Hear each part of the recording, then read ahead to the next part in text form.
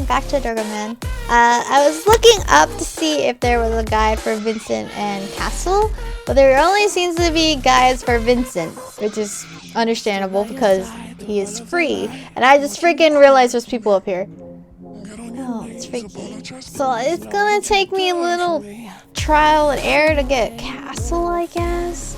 Which is infuriating because I'm trying to go for him first, but he's a DLC character, so it's kind of hard to trigger him.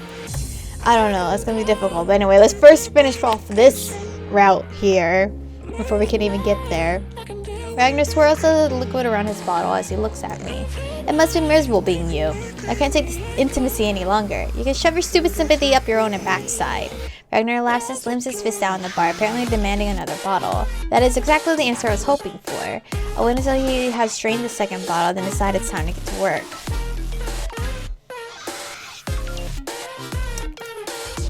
Where did all these people come from? Maybe we should start with a softball in case Ragnar isn't drunk enough yet. These people, are they real? Yeah, very much so. They couldn't be more real. How did they get here? Ryu on Degraman. He put out a call to all his followers and he has so many friends. I don't have any at all. Ragnar collapsed dramatically onto the bar and continues his lament. I can't even drink with anyone. I have to create skeletons for company. Skeletons! But they'll only ever be figments made out of smoke. And I know this, and now I've spilled my drink on the floor. I'm a wreck. Ragnar drops his head to the bar and covers it with his hands, shoulders shaking. Are you crying? He quickly removes his hands from his face to reveal a mocking grin. No, I'm laughing at you. Did you really think you could pour out your drink without me noticing? Especially with such a serious look on your face? Busted. Damn it. My girl didn't even pretend to take a sip. And doesn't look like he's drunk either. He's not even tipsy. Incredibly. Well, it doesn't matter what condition Ragnar is in. He is clearly incapable of helping me. What was I thinking? Alright, since you're looking pretty bored, it seems the guys are playing our traditional blackjack for wishes. Without us, shall we join in? I'm about to say no, but I haven't relaxed in so long. I'm always in my room experimenting without any results. To hell with it. I want to have fun. Noticing a bit of cocktail left in my glass, I down it in a single gulp, then follow after Ragnar. We walk into the kitchen and I spot Ryu, who is clearly the one that organized this mess. Bassie's sitting next to him along with a shy-looking newcomer. Behind them is a very unhappy Vincent next to the internally stoic cast.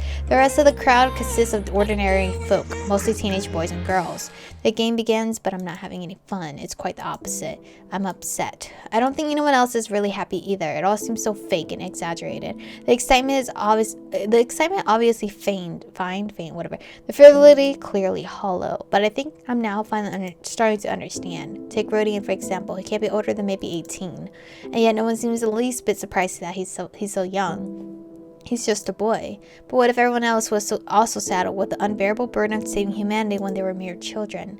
Ragnar and Ryu make all the sense in the world right now. It's no wonder they act so childish and they were deprived of their childhoods. And Vincent's attitude, having only recently entered this hellish world, it is clear his psyche has not had enough time to adjust. Bassie's passivity is also very much in line with my theory. Then what about Victor and Mark? Does the fact that they are not here right now mean they're dead? You were telling me the whole time Mark was dead? Not even caring about Victor. I'm so lost in these depressing thoughts that I don't even notice my cards until Ragnar says something. Won't you look at your cards, princess? Don't hit me with the princess. That is my kryptonite. Please do not. Yeah. In my confusion, not only do I grab the cards to take a look at them, but I also flip them over for the entire room to see. Oh, Starlet wins. Not understanding what Ryu was talking about, I stare blankly at him. Make a wish. Oh right, we were playing for wishes. But my head is filled with nothing but sadness. Aww. I want you all to stay alive and well. I don't care what anyone thinks of me anymore. That's why I give in to my feelings. Just take care of yourselves, you dumb kids. I don't want any of you dying out there. Taking advantage of the awkward silence, I turn to leave now that everyone's mood has been spoiled. Great job, me! How else are they to react to such a wish? I can't bear to see their sad faces, but will they even let me go? Fleeing the kitchen, I find myself in the middle of a group of strangers who are clearly enjoying themselves. Not a minute later, someone grabs my arms and pulls me to a corner.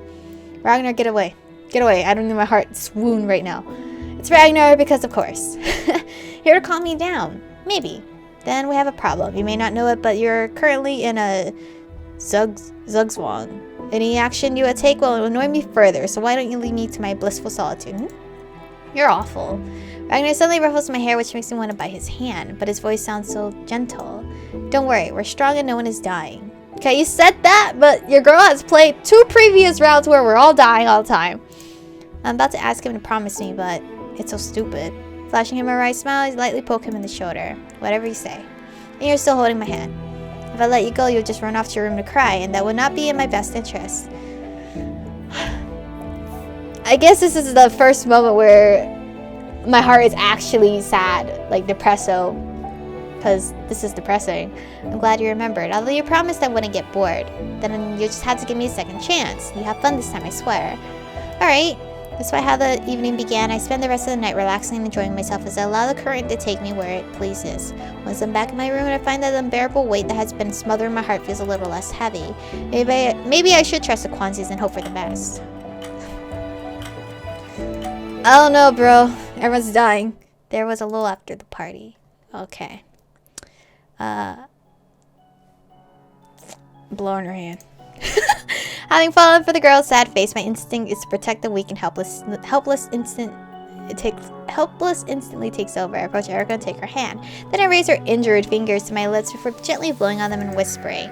Waltons feels pain, the Hex feel pain, but Erica does not. Oh, you're too cute, and now I've lost the will to keep my hands to myself.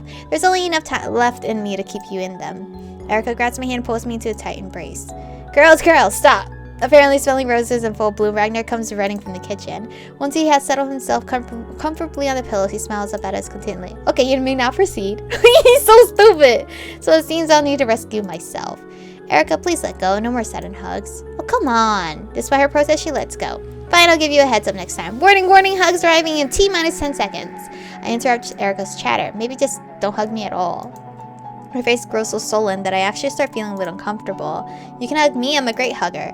Not interested. I like soft and tender. Hugging you would be like groping a radiator. Ew. Then I guess I will forever be hugless. Everyone is always so damn touchy. It's awful. Bessie stirs and groggily... Excuse me. I needed to belch there. Then Gregory wraps a blanket around his head. It seems all the noise has finally gotten through to him. I need to do something and fast. Erica's scared I should leave. The smartest thing I can do right now is run. Erica's way too lively, and her teasing is giving me flashbacks to my first encounter with the guys. It's very likely she wants to draw me her way to use my power. She seems dangerous and just as strong as Ryu.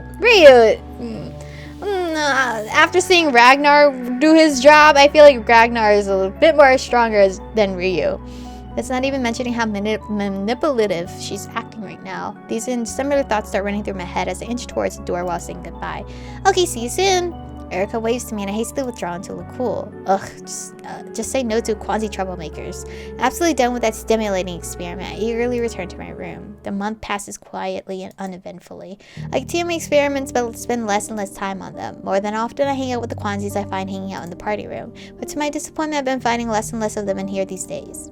Because they're dying. Even Bassie, which is perplexing.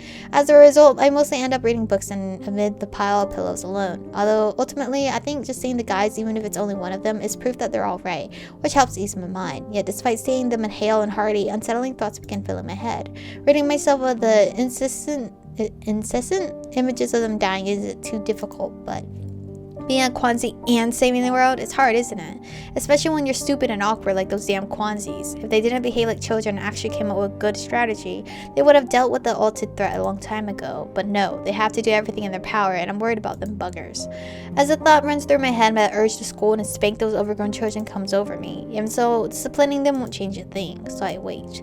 Every day, praying that there is no news. Am I dead? What kind of ending is this? No ending.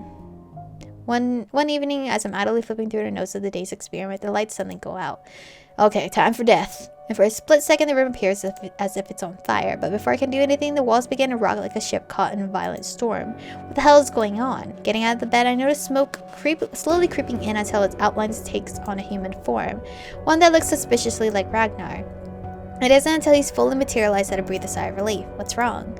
Good evening, princess. I need you to listen carefully to everything I tell you. Do not ask questions as the situation is critical. A matter of life or death, you understand? But do not worry. I will illuminate you to the details once we are safe. He's serious. I can see it in his face and hear it in his voice. This may be the first time he's spoken to me without his trademark banter. Okay. Grab your coat and shoes if we're going for a walk. I hurry to grab my things as Ragnar envelops us in a prodigious amount of smoke. until I can barely perceive the outlines of the objects in the room, although he is still visible. Let's go.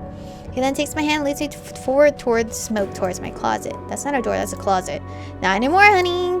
To my surprise, we walk right through the back of it. The air now feels noticeably cooler, but Ragnar continues to lead me ahead, clearly unfazed by the chill. I have 100 questions running through my mind right now, but the intensity in his eyes keep my mouth sealed shut. Then we stop and I freeze out of confusion and an inkling of curiosity. It's a full 10 minutes before he finally breaks the agonizing silence.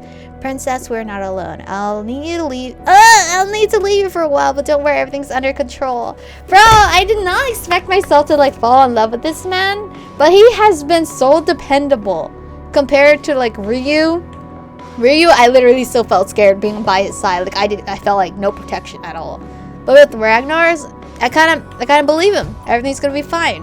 Obviously not though, because reminder, there's no happy endings. They're all bittersweet.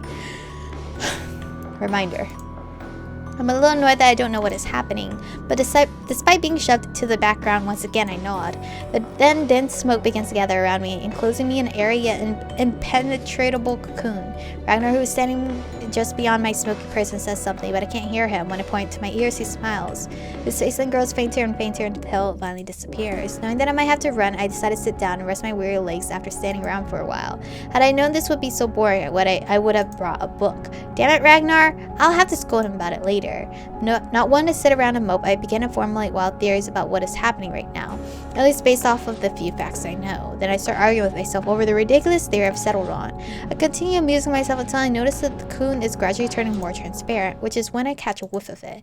Blood. Its heavy metallic smell takes my breath away. Then I hear a faint voice. Princess, the danger is past. You may come out now.